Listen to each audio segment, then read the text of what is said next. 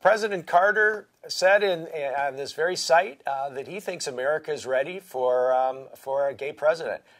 Polls have shown that. There was a Vanity Fair CBS poll that showed over 50% of the public supports the concept of an openly gay president. We've certainly, emerged as a political force in this country. You're seeing a lot of attention to the issues.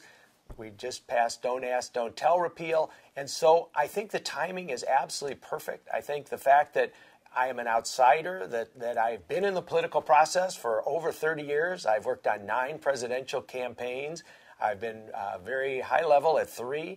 I think that shows the public is ready, and my experience, particularly on the political side of things, but as a Washington outsider, I think would be unique and be welcome.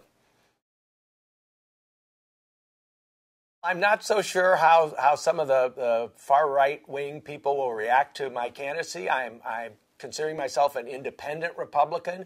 I'm more progressive, particularly on some of the social issues, than anybody else considering running.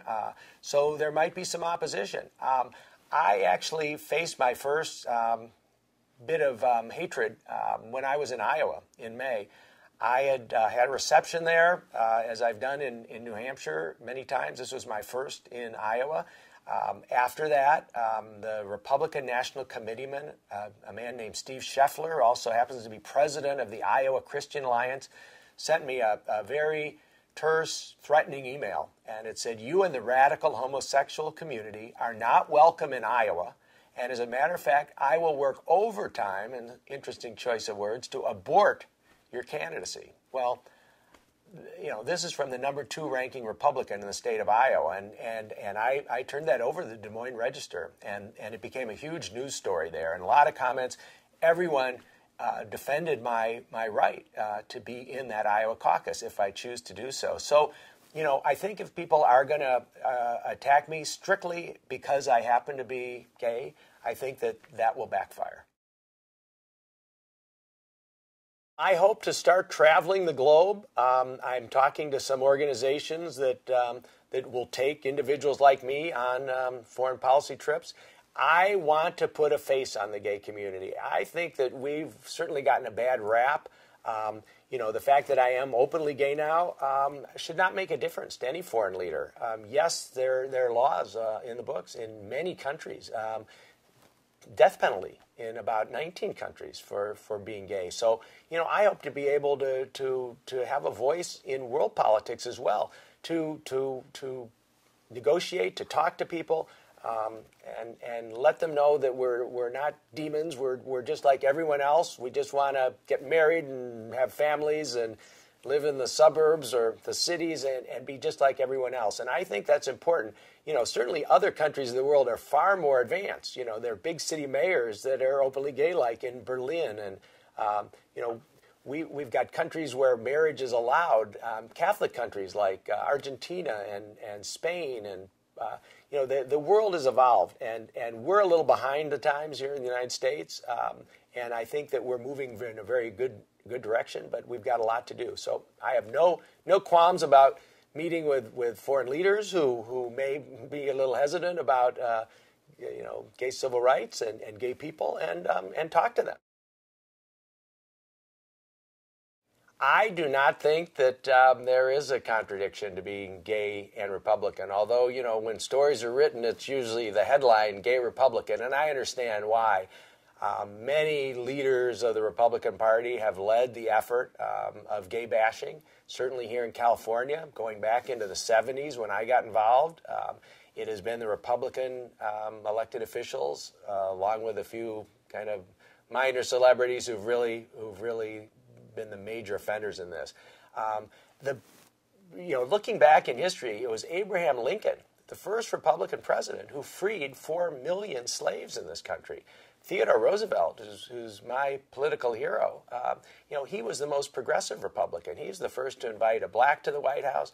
He was for women's suffrage. He was the one who really led the way in civil rights 100 years ago. And, so I'm trying to bring the Republican Party back to its roots of Lincoln and Roosevelt, because I think it's so important.